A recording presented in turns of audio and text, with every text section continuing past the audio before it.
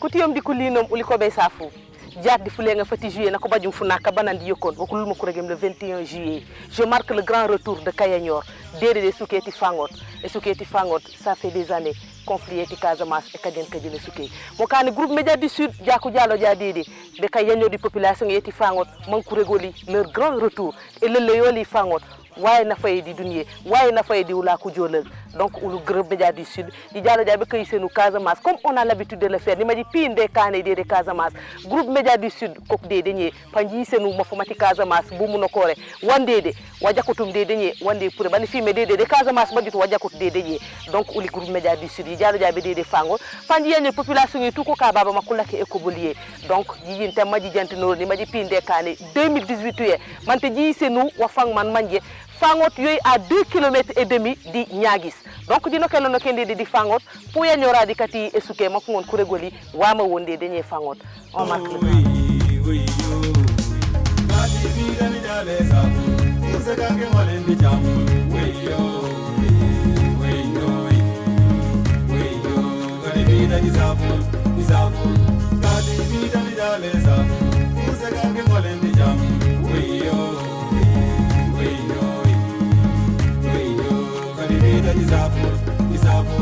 Jaja kubana itogutu kuseka disilubazo ikengumi ndesane nanema kumama dikubitabo ekamboa ite mano nyombo bani punyao bani subeno bani sukao matiwa ingolendu ichamol atiome ingolendu kuchamole kutiome. Comme on a l'habitude de le faire, chaque village a une grande porte. Et ce qui est pour tout Filimet Femme. Donc Filimet a fait comme le chef du village. Pour interroger le chef de village, bonjour chef. Bonjour Moussou. Présentez-vous. Alouf Sénikouli, je l'ai commencé à faire Fangot. Et Olivier Olondiat, bête et du coulé Babe Fangot.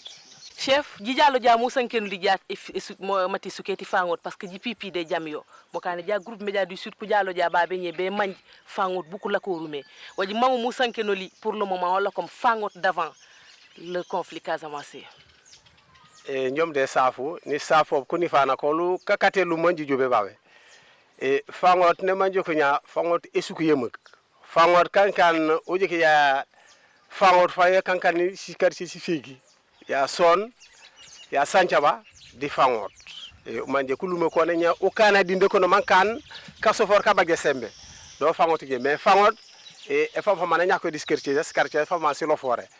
e Fangot kankan ne suku yanu manje ya fuju ma fujake e babu simit sanu manje ku chinois ku jawlo jaw babe man gouvernement Sénégal engar li be babe e mbite kila o jawlo wate puto ke mana de yim pour mane e mana de kesuni pour to e mana yake yende e kani si pépinière fu yolen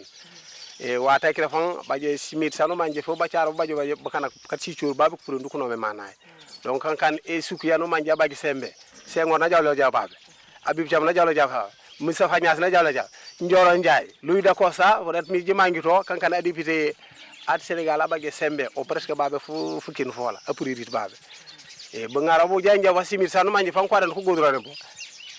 donc kankane suki anu manje abage sembe ku sara kano mene ja sichur babe di bité bo le bat fangot ko expérimenter bo mais na jawmande na ku jajabe ko teb barage tan jabe barage ti gidel yala ko nya contour mati nya gis yo ku tepen tep yo pour mati babe mangol mbaji melam e baji si ku si kolon sabage sembe san ko ke yake tata pubul ya ku pare nen barage pare pa ne bajo ne baja ke njak ku kembule ja melam pamu baje ni mo mango mais hanbe jaat gouvernement sénégalais hanbe jaati kembulorti donc kankane sugi yanu man jam fu juma fa jakeno. donc d'après mo sankenum fango te kankan isuki yen manje parce que ngi fangom ni fifi pipi de jam wati kila on était encore jeune ou li ko ngin ni jamme jam nyumbo man sankenum affaire eti fangot donc chef conflit eti Casamance wama impact bu engallo de denye de suki bon conflit Casamance oje ke jaat mani fabel tani gordon tini du chinois ku sinu sen machinete e lungs e mano yanu manje e mananu mangum yone ge mbete sendi brisure qualité de brisure li leur yanu mangum yone ge mbete sendi e du ku senoli si moto ende si moto pompe ku senoli privé ku senoli si machine sate e long sate long e mana sate wagney si tracteur si moto kire tout nu badje ujabe ku badje dispensaire maternité école tout ça no badje bay donc woli babe presque wane suku yemu ke ngon badje o badje mbayu tout e nyana futi ka fu jawlo futi ka fo kanka wa fan manje ware no badjo e manje wano sane mitenene tanko ringud ukane me uringi japop e bare ko peri njaat pa njobe mbadje donc futi ka fleta na ngarlo fo wa faare no badjo e jajaw nan kadam futi ka fu kanum wala ko la ko badjat bu kana façon tangote la ka nyatate e jenjo be ke gimbu presque de l'administration du Sénégal e mais non la ko mala ko noné kutioli kala ko mbab gini kala ko mboken ki pan ko jokko seni kala kabiri tade be bab o libuti jaat anono jolu ku keju man jo hen ko jaat hana rek to pompa no pom na pu banam nane joli butato mo jaat njawlu kankan di kandi ko non ha woli ba man la ko nya est ce que la tunge sa mon kana mo la ngi disugel banu manji mo baja baji mo fam rok ne mon sumin e no jam mu jam nu kan congrès to ngandai santé Joseph Sichur jago mi tenu kayo nyaagis ye fi ginte nu kan ya kabiri nanu kan mu use babe no nyanu kutino nu jalu nyaw lakko mais balu kanem babe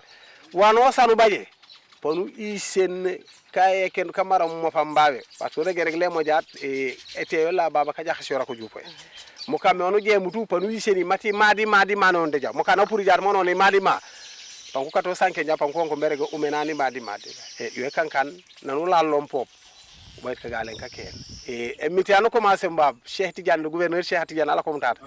onu jam mujum nanu jukom e na metin de commandant de zone ati baba commandé mbabe tout nu migira kila yoru kankan pour bu kanaka fo senem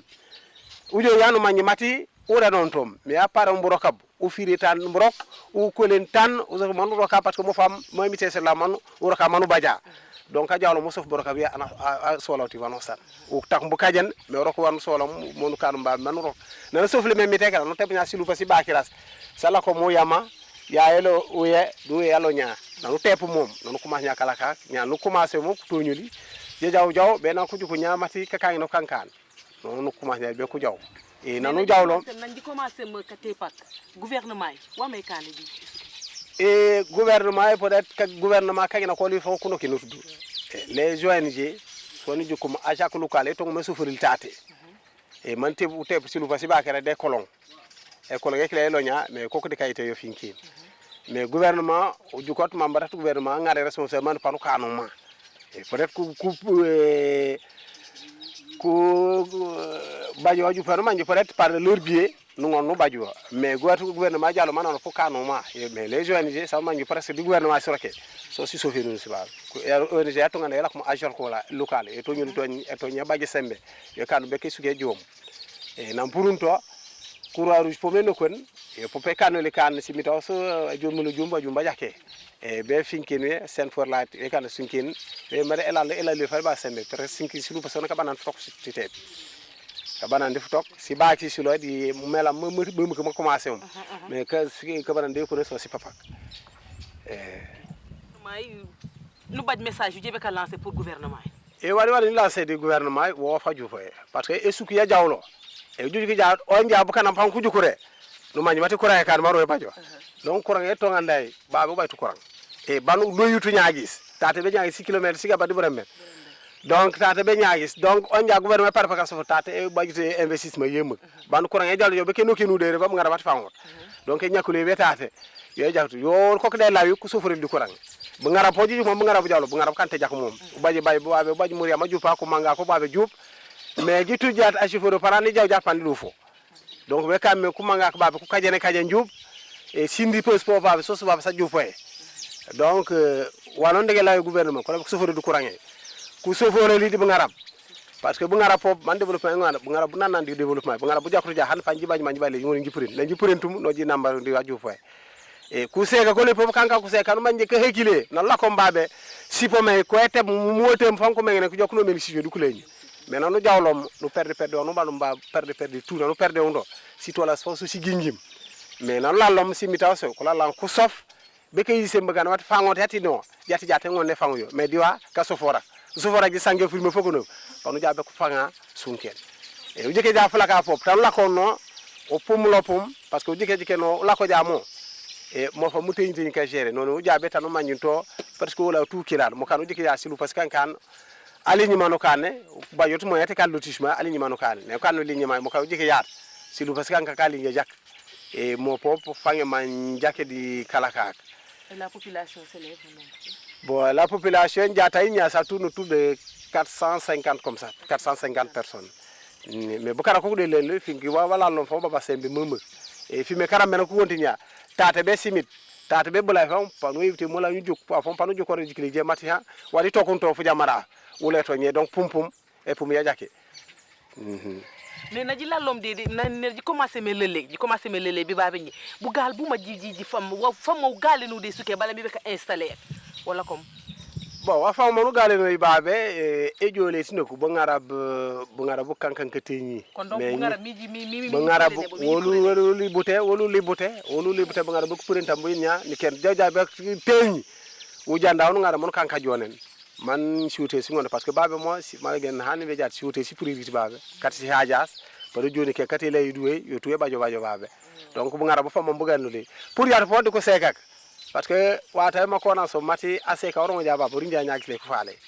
parce que ko ni o jaw man rongo parce que bu ngara bu jakatu e bu ngara pop mam bu yakutum ngel ya non ke mbeti jori babe problème bon o bayt pop moyen de transport yanu mañu peut être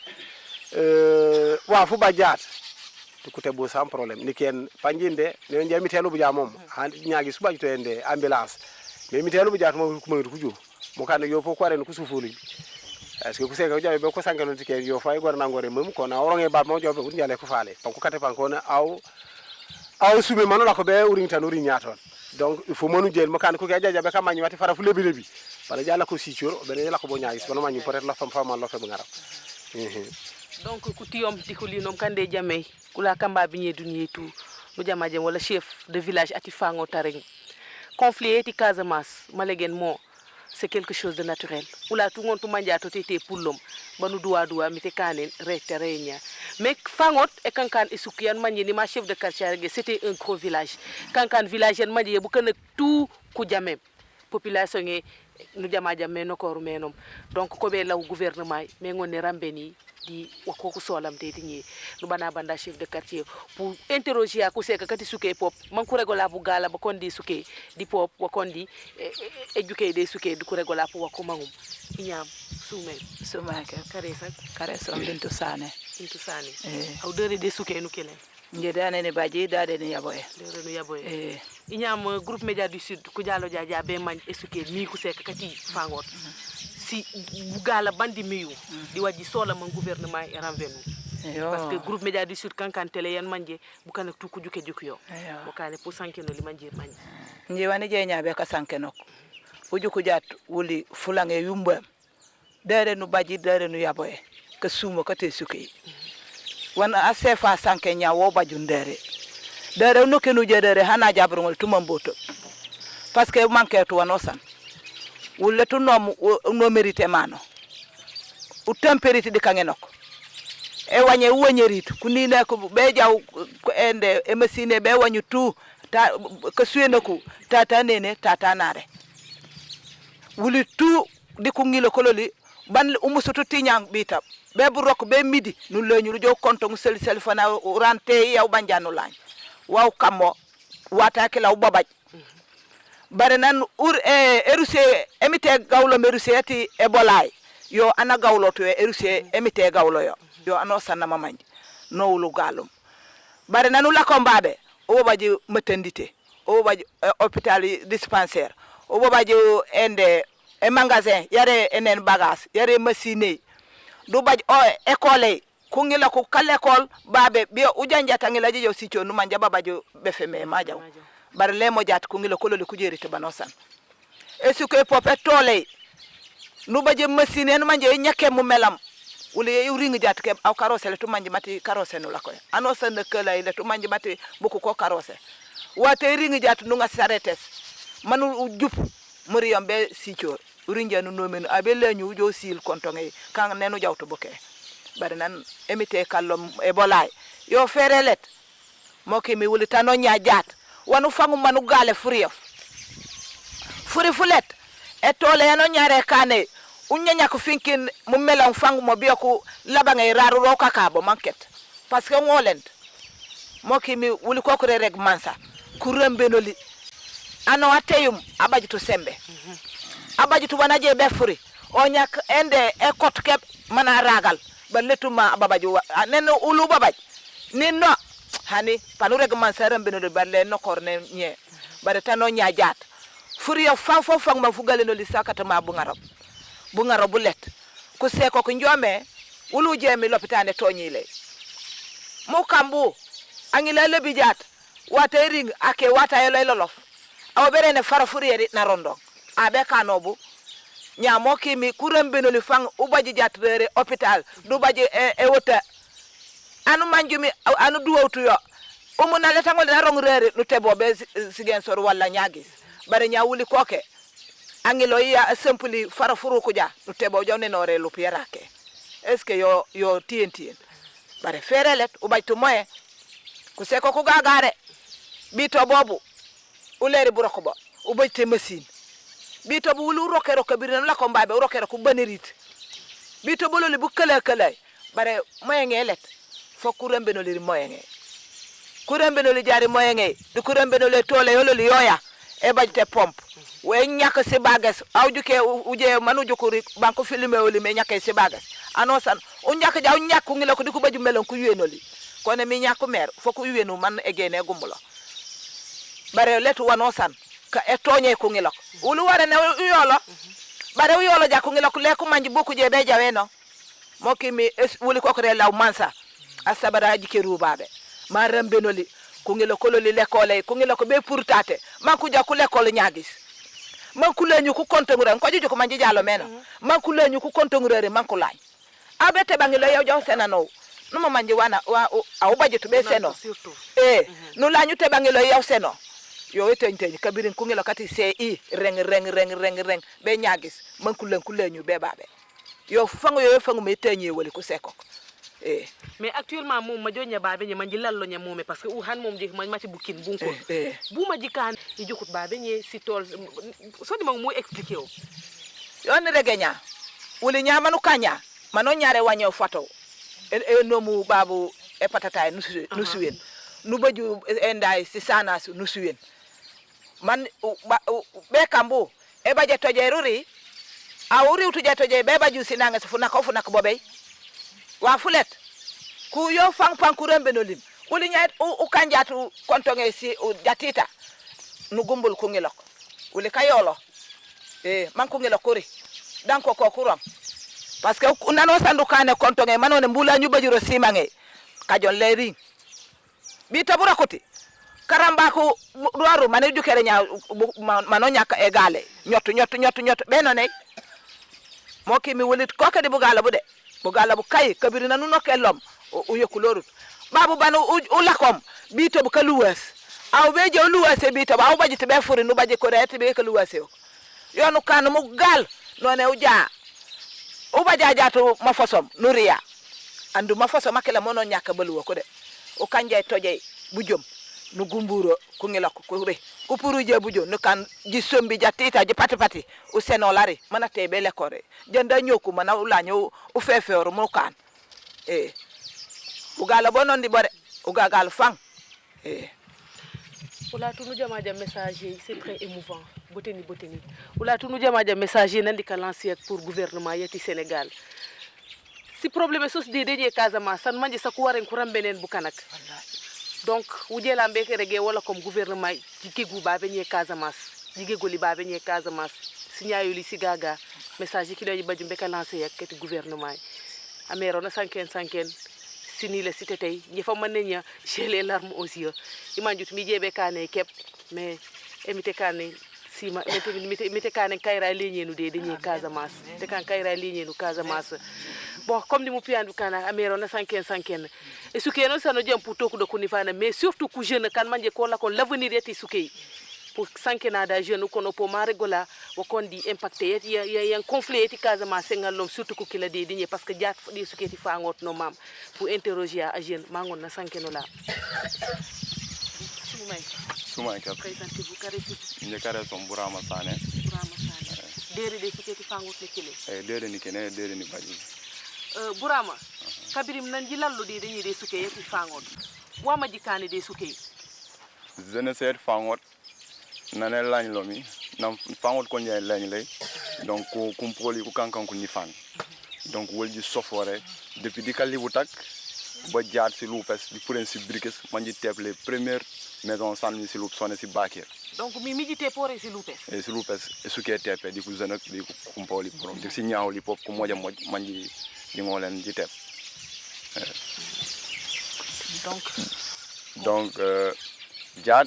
e suke façon ren façon mais bu kan ko de leñu bu ka ko de pour guiné mais ma émitier suke fasore et suke façon le 13 novembre 92 to ke wol ko ñil mais rek la ñere kan sey be kan sepe no été kanya donc yo affecté bu kan mom déjà ka fasoro kake mi juste mi kam manjor mi kan ko ni fan di manjor donc di fasor pendant des années donc be leñu lay jaat quand simito c'est quand retrouva yemu man kanya kike leñu lay quand leñu yakane global presque chaque année kake jo aka joja o bergi nje kari on lobo nje kari tu vois ce que ça fait quand wax mo manje ana wono rento mais jawja mante baj du man mante mité kané wo hakla donc mo kané woli manji lalonya woli ka sofor manji rok fangot mambi fangot elanto e fang mané e la komto eno moyenom jaat ujike ja si loop kep si baje sar bu ken mais les jeunes ku baje mbaj wo ko mengé di baje mbaj terrain baje mbaj foyer des jeunes donc fangot kankani sugenu manje du côté du théâtre côté du navetan tout ça broko association yemake bajane mbabe u baje mbaje tol projet ñu konkem projet wol nako ngel mais di jeejo manji ku ni fano ko lori won man ko rokem broko ba jaké ku la kene kan wono san ku no ku kané kando orange kané kam maraîchage ou mango tout ça mais jat wo tout kanyo si pompe sala ko mbok tout si kanyo donc mo kané état yi boba si programme mais si programme c'est que là wuli babe de fango di jukorso mon jonya bo fonji papel anpel tout wala jam di ci teles mais o jam ja autosuffisance alimentaire mais karambak anangolen ta wanji des villes si biro soli sos ville les ko kan descente mon ko juk bu kan waji ngolne wabu ko ngolne ko produire pour Sénégal mais est-ce que miu je ne sais est-ce que di lo fait si projet parce que si projet wado ko wati ba beñe Casamance c'est que le si projet c'est ngon si couvrir Casamance tout banje kadi jukum baje baj kanu manje ko tep si dossier so li mom mi manje jalonya mi tep si dossier so par exemple programme PAM programme alimentaire mondial et tep si dossier so joji déposer maji regi mati uli village en manje ngeji lallo mo meji solo madi ba parce que même do Ziguinchor programme alimentaire ko ramine ramben bu kanak mais pourquoi pas villager parce que babe ko fa manko solé est-ce que mi programme lu emu seringbo jimuti la ko maji wona sa fel dossier maji ko maji getuma be programme alimentaire ba di getu be andrak par exemple ko di futika pour la paix en Casamance est-ce que jikane kamo bon si dossier si tabe tab moi si programme si jupo mais ndia sankene nya itete dossier ba ferme natangue ba lemje kebon sa kake ko tade mais ku sélectionner abe wonki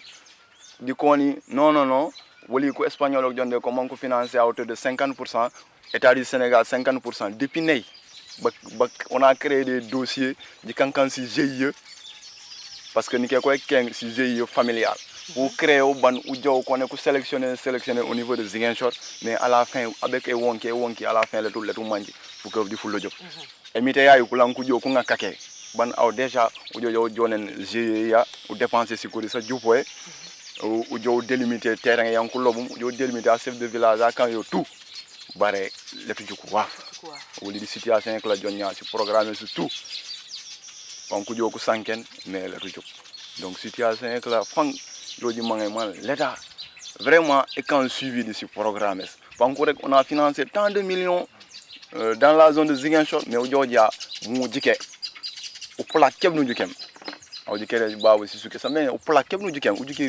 jikeri wankuroke e ferme yanu manje ferme moderne babe jiju korti yo mais ko lolo bi télé monté ku kankande ferme dans la Casamance na ji kort folo en ja mi jiju aussi di ji sen monté jiju pareil. Donc en tant que jeune message bu nu baje be ka lancer gouvernement donc message yeperi en tant que jeune woli di kankan formation ya sankene nya di 40 ka mais ko 40 dal be université qui est licence qui est master mais bu kanu tuku ngolen ku rok di fonction publique bobaji bu kan kanu manje ko entrepreneuriat ko mangé ban ku bobaji mof donc l'état éduqué moné jebe kan moné rambe bu kan ak la ku jike un programme spécial ça pour les gens déplacés parce que diat wol manji lalo nya ça consolide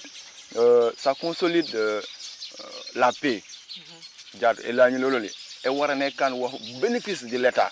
mané jike mané nga ci village c'est là mané kan c'est exemple e rambe ni monte bu kaka teyum ku jike mon ko rek wol poji mom be lañ nem buku mais o jiko ja wal wajibe kam motiver mu lañ c'est parce que bu kan ko kinking borong ba jake mais o jiko jaay suké la lañ mais yobo bu yok mais la tu baj envier lañ mon kané les programmes là ku rambe bu kanak ku installer des fermes collectifs les jeunes kanyata de tout ils sont très engagés koko nya e wagné ci sanas mom pour mon courant donc ku joja ku wonné ku monter un programme yan manje pay rambe ne suké donc mais est-ce que durant le conflit vous avez des pertes humaines? Wow, conflit nañu la ko may jaay bobay des pertes waaw bobay perte bobay perte donc no jama jammo les jeunes wanko sankenu de suke ko regre wo kana ko sono c'est vrai que si projet sandi Casamance ñongati suke c'est so kindi ko ne si projet sati Casamance si projet leti mo ko ne mati di ville ku jeb mo si ville malegen bu kana ko boka solamro mais si suke sanoko mo menye so la comme projet so kin projet d'ici yito la to ngonu pop u sanken u pura de reñir parce que baba andi fa nan ta tenye ani fa no ongo ma regola surtout conflit ti Casamance parce que c'est en semati on nango na mat aso na juke roja po mandi mati nango na mat conflit ti Casamance donc pour i jaw yoki beto mi jaw interroger o ma regola pop conflit Casamance impact bu e kane de suke yolla papa jima mang mus ja groupe du média du sud yolu jikerenya jima mang musankeno li wikun kaz fango tiere bala emité ko eseno la langini yewenye ni ma busenkel parce que aw hani mom jikere atonage pour mani mati numa mat wo jupe wati babe ni numa mat fango tiere numa mat di futeya numa mat fango ne lalom donc jima musankeno li wikun di fango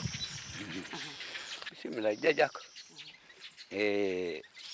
wol fangot ane manjo bi ngol kunyi katit di kampoli kuma njitu ankone bachat no e mana ay pane waji to continue banu yima silete do ngeni de pankuwan pankubaj pankuwan karambaku pankuwan belutebu wa hawtu waje wadere no fangotul no kunyi di kampoli do be nanu lu hanke ul ponanu hankumi ul ponuri bendo makodo me waje de wanu toklo di kampoli ku babaj e ka fay yemak yalma je ka fakira yatu fango de ko divanak ko be wanya ka fakila let be kan mante be e ka wawke ku wajja ku ban wadulu manjimi be don fumuna mambe ko bojudori sukai ma fu ku nyela ku to anane sinkira wala de kat man urido do fango to do monu yolo beno biya ku be nanu lu hankumi ul popi no ribendo no jumene kafa e ka fakila yo me onu yodo onon yo Congo ul ku pale ko keno ulo panu waj balle to manji way me bugal ulo fangot yo mo en to mende e jamo fangot kare sakol yo ku jamo de la to anan matulu manji ko ne enome mano joyam do lu dede kun fana ko do to ko lu dede bi ko li po bana nu nyaw lu dede ul po pe wanya no yodu le ko ndio yodu manji ndio dede fangot hani yankulo be nyaari be mati e wanya bitam kuli fere ko ngarlo kuli fere lan ku jaw me jaay lan ku jaw di mali di endayoli di makesia moli ku jaw be sukilulub ku jaw ku nyobo di ku kegir koni ulu baba bukar ku sinwa ko ke ba kuma be jobe babu mu yul kalsamat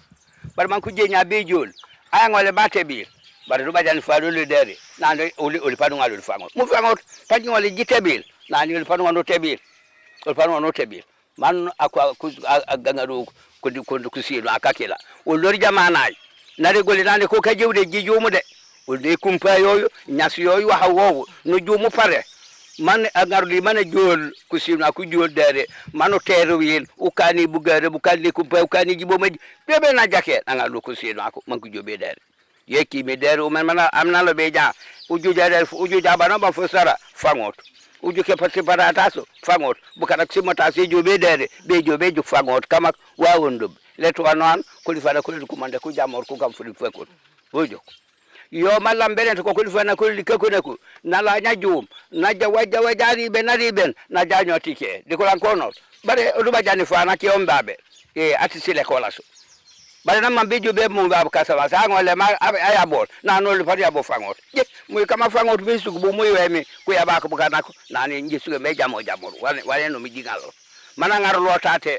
u jawto ko li jibo be fana man te mo ko li no pala baya bota nanu maji to ay me bugal manu ter wotate bebe nanu balan fala sile kolas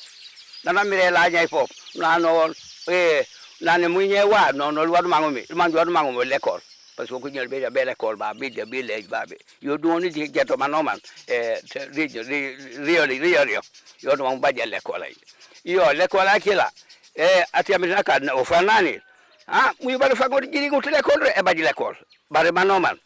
mbujuka bandela mbujuka barkati ero kana joku manulu sofe ol ku kamba nako manulu terwe meno yo kabila najo den la nyon keb na selo l'école mu fango di bajente go bra si su ke serba usango meno li jama so do sanke ba tutati ku jew l'école ko ni école ki la ñe ba supprimer yo ñe l'école ki la bi nanu bi e je jaw yekod bi be si o bi ke jaw be kani l'école yemak ñe nanu jaw dam kammi man mo ko lobe ja emita weyon pane kana anango takawo nane mite gami nam manya manufaso nonu baji tuyom njanja fango to moi eno korbeno mais période e futeya par exemple na futeya fukano est-ce que babe ñi miyu aw pa miyu par exemple bi badle pertu mais ka jupe ko lo xamna ku rede futika donc message bu nu baje be ka lancer bu kana kadi keriyak parce que nu man futika fu baj ana yena redo message bu nu may be ka lancer bu kana kadi keriyak comme la muy mansa woli nyama sa jata no nya comme man lo bi na furambe la ko lu ngesem parce que bi na fa ngotel la ñu lo jata temba we jat nyer wadu mangu mi mambe la ñu lanno na man ase kalo be nya bi to mama nge wañ e masinale bi tabar man baba ji ndati bi nanu lu tebi ja bo bambula nya bu sofor ande to wonu way yo so ku pepe e ngole jo musi sam famu mama mo famu no kele no ke pres parce que baje mbaj kullu kaje be ka denu li baras ko pepe nan u faso robe do pe bil to kas so su pepe so si do tika be dere so lu mangami nyena waf karanda mankulo be ja dowdo woni fura mena formal data no nyaawdi nyen ko lifa bari ja ko nyira ko baje jaat karambe kari masile de ko la man la ko na ra ko bebe to lay de ko nan masine ende ko sedo limi la pano so ende yo nyeku mela be nyeku ja mela mo mengen ko e ko mo juri ku yen si mo ta pasi te tabte si pome be dakan be sigel so di ko dongu mo kam mo nyeta do nyaawo na makulo be ja furambe la folu ngesumi kunyila kete ta bele ko lay kuno ke ngira mbajo utunike tenye pankunyo de kone polu papa nyo akenani ujo bana tibuli de mata oldo don ma mbe ka ko ngaru wa non jilatre balle to na kado kala kira mbajo tato so pepe mi te bonkete nja man sila nyenul dake jak de popu manalo be nyako na rako bugala boldo de na de tajaw pe yo pepe bajo dere nu bajo dere se kelulum o popina jo dere ajala ko de binana mi jay o parande de matériel an ko be nya agi su matériel su bro to bajo do ete pitata yo popo nanu fasorum do fo nemo tete katibo nemo bo do so su pepe woli kami ko di fan to mano nyaani ko ju manjila ko da wodi nyoy to oke ye kala me jika yudo di me ko buke ku jila ko mi nyaay je fera man da melodi di fa ngital nyaani lo ko le beedo wodi bano nyaa bu ko di fana no lo ko ka fo baba bare dor bo mallo e kanyo ulo bi jadi ko le bugara bu jakot je be kambu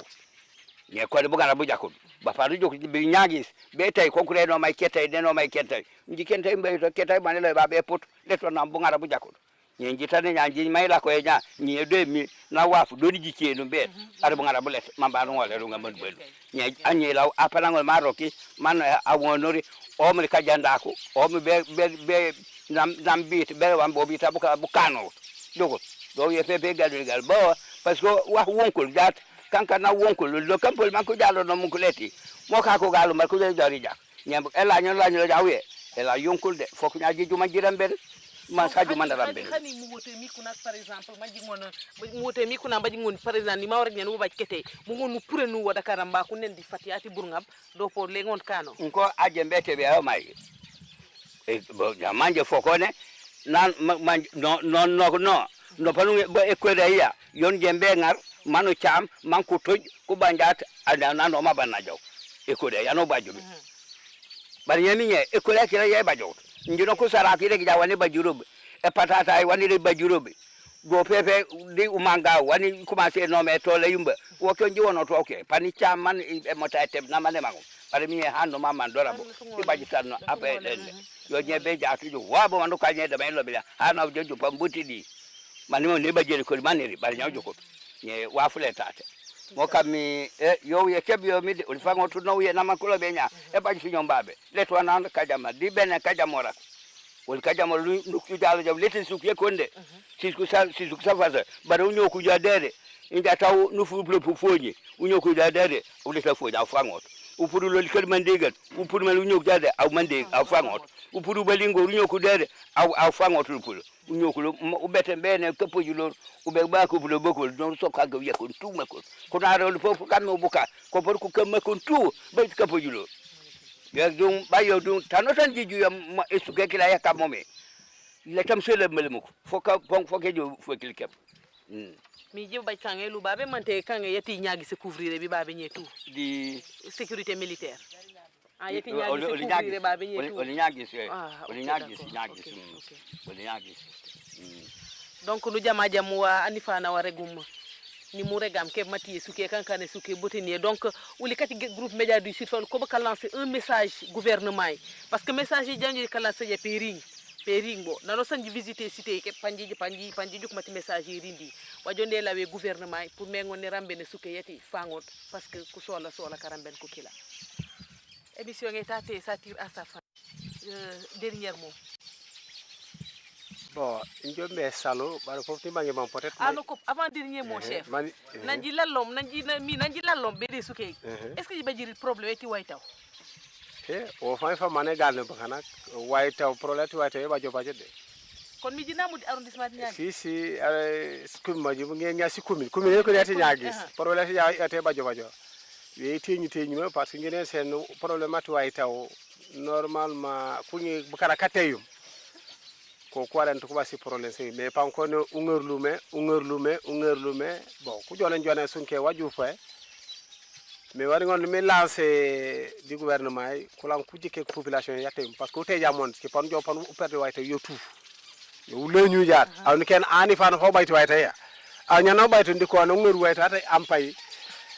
donc ça crée des problèmes kat ku ñi lak bo ngeru ku témo kanu manje ka fa ngeew jo bayte ya ko be kam bu mbaji wayte ban ñew ngar jam ngara bata ñaagis uri njaato han ko ngila kare non ku bati ay estre fanko denito yo han ngenge mon jaw jeera ñu ñepan ko alenito e mo kan me gouvernement wara ne la ñi jiketo e Casamance wara ne ba yon traitement spécial di ka jonna kati wayto yoni ngon me lay ko lan ko jike kana man ko jike man gembe kane man ko facilité bu kana ke ba jati wayto et votre dernier mot bon dernier mot peut-être mangi mangi e japandi ngona jiwole ma tio mo mana quelques mots wati village leti son mais na jawlo jopo bere mate o mela ko mo ande manjami mana j'étais quelques mots to fa fay ma souvenir d'accord nje kare som dawda jeju nja sembula de bay fa ngot donc ka sanken en tant que personne ressource de Fangot parce que le chef na sanken le président ngati ku seka na sanken ku kamana ku sanken donc en tant que acteur du retour mo xane mboy nga fele avec sanken effectivement manu Kenya tout janjam Fangot administrativement kalol kati esuketi son est composé si son et si fegi qu'on est Karankou, Santiaba, Tabanka et Fangot. Donc il est constitué. Tabanka est pour l'homme parce que vous avez Tabanka. Effectivement, Tabanka c'est un village, un quartier de Son, comme Fangot est quartier de Son. Donc il y a la cognac atteigné. Jati ce que sos tout, voilà tout tété. Mankom leñu Fangot et ton leñu. Heureusement Tabanka était yellow to fa ñaagi se la ko si bien que bu kana ko sofé mati ko kati ñaagis alors que ko kati son donc ko to ñaagis fa ngot yoy fasorum bu ka ko la ko to ñaagis bu ka ko la ko Guinée bu ka ko la ko Ziguinchor Gambie Bignona tout fa ngot faso no kembo donc man ko ndé leñ lay e le ñewé ñé nang ko fasorum ka famman ku galé ko non ka jam ku la ko Guinée-Bissau bo ka famman ku jupe ku je mais ko famman ku gale mati nan ku jam ku rimbo ku wala wano di sisuko sati karamba donc ku jawt di si moyen soli ku baja ko li tuwayo kate ko parce que mité ngu pour mbawe ñe presque won ko lu ko ne ku wagi nak na muriam malem be yime no kat bo muriam ya donc jitu mo wono san jew rimbo nu la ko bo dans la misère fu jama fulof di commencer senni wula mais wula ko no manje worime tuk seni man ko libut ko ban di ko wañ ku ina di ko jo ko lokko ko bo roli aw kelam di ko ne yebom mom si lem si kila sos kanum di ko luwo rek totora yoy MTD kan kayra di commencer leñ lay alors bu kan di ko jamor di kati Dakar ko po vraiment ku kenken sal parce que ko ngal initiative mati la ñaw la ngina si congrès solo la parce que ba jëm ba si congrès bien avant conflit de Casamance so si ramen ka développer kati si suko sadi Casamance samenge comme ni man kanya Fangot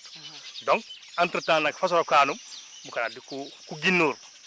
donc nan kay rak ma sami leñ lay ka Dakar di ko ne kam bulange na congrès so si jalo nyaay ku lañ la bala bati jaat mo meñ congrès yo la comme première édition congrès yo ñe yo no mi fikté ni babé Fangot fan sinon babay soné 3 sakani tingéré donc 2 à Ziguinchor 1 à Niaguis et les 3 maintenant so sakani à Fangot donc depuis 2012 je vais tenir des congrès presque chaque 2 ans. Donc c'est en 2012 en 2012 non depuis 2007 bu kana commencé leñ lay. OK. 2007 no commencé me jolé kalibuta babé no ci bâtiment ci tébim. Na ci tébim ci ban progressivement bu kana di commencé jolé. Donc aw dialo simita so en 2007 2008 no bu kana ki joku tiña. Kelimere di ko lañ ba ñaagi Ziguinchor. Jaw yone no la to ngol naw lañ law té fa ci lu katabo nu wañaw katabo bana jan jolo khadi suki. Donc j'ai commencé à mourir non quand commencé à mourir yo ki famille si tong jolé mon kanya famille ti en ce moment wa tong ma jodi famille la tout ak la dia seko di ku ñolo ki kun ku yo ku modéré 24 heures sur 24 7 jours sur 7 wuli ka jëm les week-end joy toklo non kana ko ko ma yé il faut forcément mon lañ la sensibilisation dé commencé yo kilum en 2012 di tonji kan le premier congrès de réconciliation et de pardon. Parce que effectivement nan ka fasoro kanu ta teñé ku kankan di ma teñé mamak di ka sobior ke mak donc il fallait que mom ko na ku jo man ku lan ku lako man ku luwor di ku yanfor di ku balor yoy tongo ji kan comme congrès et pour on to di kanu ya gaptene yo ne congrès yeti la consolidation du retour mati bu kan ko yal ko lako mais boy kambo ka ngindore est ce que bu ko kala ko ñapan ko lako est ce que le ku lan ko tay kajom mais ka sanga du kayo ki bu kana fama ko filmé bu fama ko nokello bare jande jole kan nan ji commencé ñakali bu tababe ñe bu ka di ko so mati Fangot me jaw nya kare jirbi leñu kam mu fama babe ñe ñañe wo wa funkul won bu kan ko ni karagen man ko mbe jo ko asor yo kilum congrès thinking yi placé sous le signe de la gestion du foncier donc jone won jale be kan wo non foku tika mon langue la mo fam parce que bobu incompréhension yëm ge bajene to mati l'acte de la décentralisation nane introduire mbala bati jaat Sénégal kanku confier mbroka bolé ko di ko so mati kama ñañe urero masa ko seno la sem bungar pour mambi wala kila ma fam an sumu min je woni jembe sene an sumu min je woni jembe wonay manko be ngam fa mati e sukay ku semb kana an manje katti mom buka ko jawlot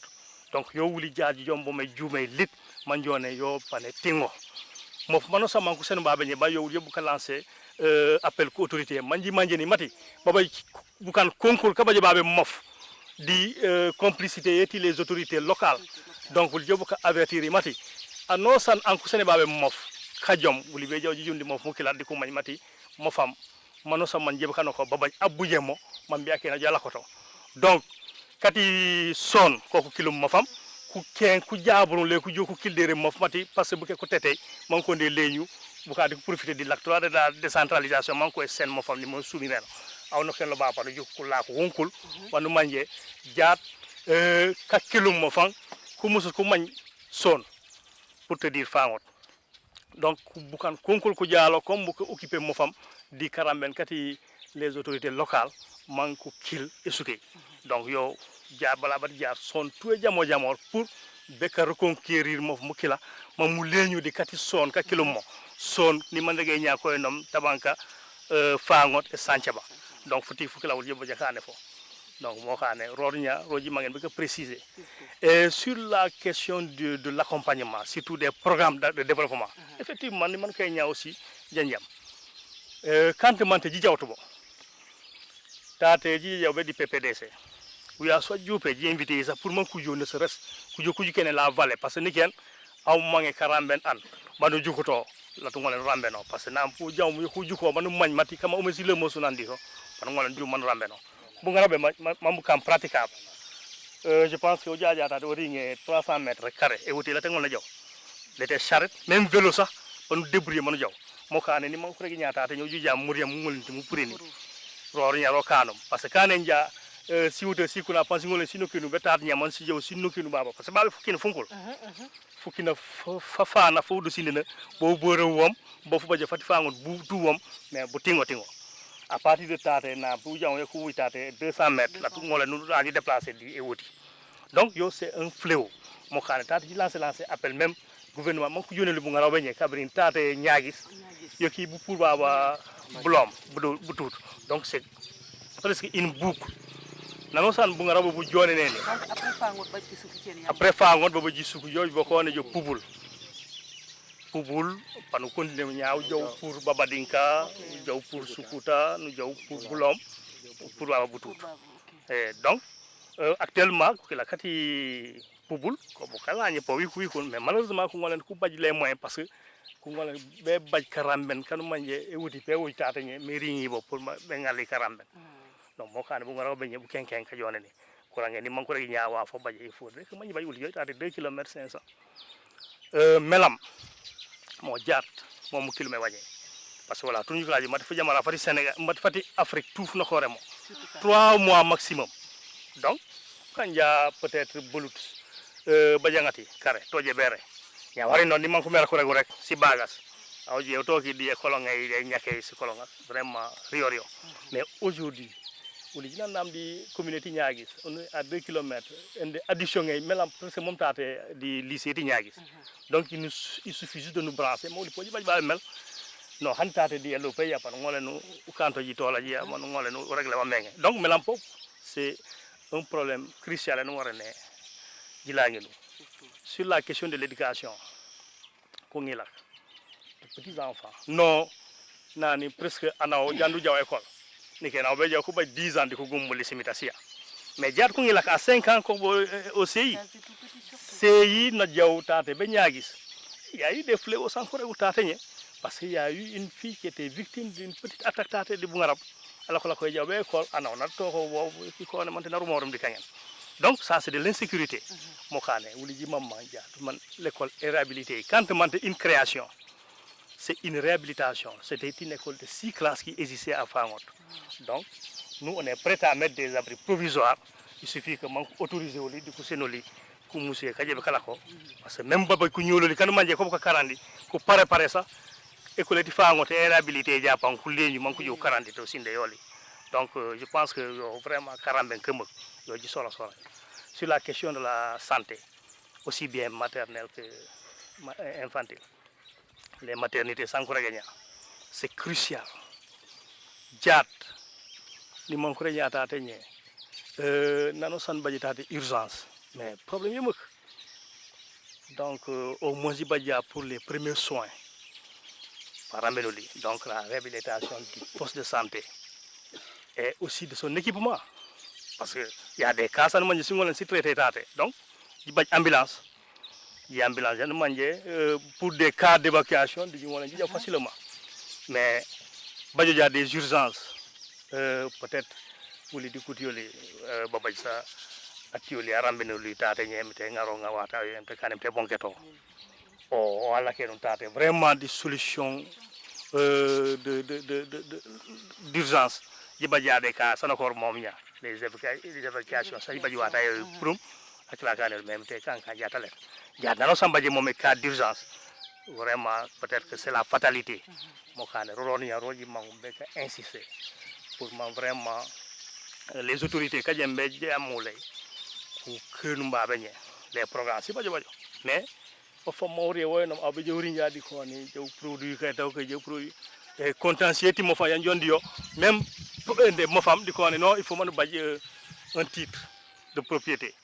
Pour le moment, quand il y a des problèmes qu'il il y a de la collectivité, les coups de fallait ça. Quand on dit dilatoire, qui au final, tu ne peux pas avoir ton complément de dossier, mon déposé. Parce que pour moi, un titre, il faudrait que la commission ait un constat des affectation. Donc ça, c'est un problème. La question des extraits des états civils, c'est réel et crucial. Parce que si on a un signe de sienne honoré, le sol de bagage, qui est un diabète, du coup, il y a tout le monde. Buka banku jang ko lako MTD kan comme si goud ko lake samna disi yap wona woli tudi urem way to tudi urem donc buka ko bo mom bala badi jaat am paaw abayit kayit ñaaya abayit kayit pour dire la maman di ende ko ngila alors que jaat pour be jabe kan état civil banku kengi d'abord les papiers satellés de parents plus des témoins. Donc ça c'est un problème crucial aussi. Mon canet la patrie et comme tous les autres villages déplacés de la Casamance. Mon on lance un grand appel.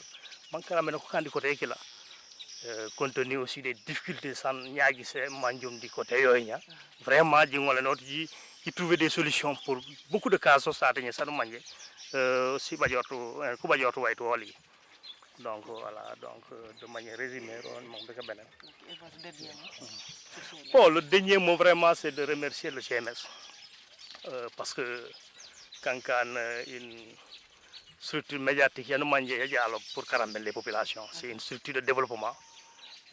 Personnellement, je remercie Mati congrès. Couverture et vraiment avec un partenariat et aussi remercier vivement Ahmed Sarr, c'est un ami à mon petit frère. Karamena kola jiji ko momo muy po vraiment njombe safu ni duo MTK ne mission a solo ji réussir toujours MTD kano ci promotion ni law groupe média du sud MT ramben yo mané fam mané développer yo ke baj télévision analogique parce que je pense que c'est sur le net jomb ka fonctionner pour le moment et pour wuli baba ni man assez faregum akuna ko nangone ajuko parce que ji bajen jaate ende licence manji bay télévision analogique peut-être que annonçant panangol na juku na jamu donc MTK MT rambenu très rapidement manji bay yo pour manji fa manji jitme Casamance fossul parce que ndio fiton fit mati groupe wéñé yo jalom pour be développer à la Casamance parce que les actions sanji kana nya sana kor mom nya si c'est senio et parce que ujo manu sankem bukan manku ngolen ku rek wayno ci lemo soli je pense que lati annonçant ngol na baj mako de ce point de vue, merci. Et chef, votre dernier mot. Nous sommes et Salomé Kadiaolo même aussi et du Yadjake. Et Tatbe, à te promotion sociale, autrement dit, si grâce à nous, si femme en site, c'est pas qu'on fait mon coup. yani fana wala jono omde ayab ka safa kat fangot ko diko do memek e jifa manji jawore diri mboko sumay datunu rew merci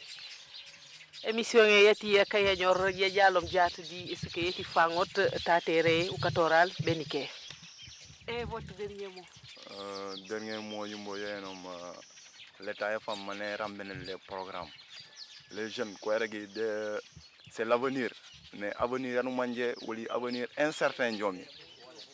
Donc il faut manku dialo manku ramener avec les programmes papel surtout arak aussi. Il faut mané dikere la relance des activités. On y mon be kasanken par rapport à ça. Merci. En tant que président, vraiment fumba fala banga fo esalo parce que ji jalen to jaat bukana ku le ku manji waaw ulondi babe bare jole yolu yanji jalonya ma sa pane manji mate fangot ku lallañ bare ko di bulam moki mi njom de salo amite kamburo ko bolu bu jew fecculey wono sa wanji wonoru wajaka mi tere seno wa miji mangum buroko bolu ku patrongo ko lur popri ku jikero ku manji ku ngil kat bukan ko ku je nyaade karamba di ku leñe mi tede poyo di jikero le manji jikero le jako joko ne manji jalo nyakare nike jilengi leñu manula pambaji wanu gime manula ñu rego amite kane mi tewulo e juwe ne wulo sima yaay de jata kendi yaay de labanga e jakay wassalam kutiyom di kulino mi kandi kaji keroli ak dunier ak borom groupe média du sud amangum bek accéder ak apije www.gms.sn émission ngene la tatere pour katoral be bu yas dikel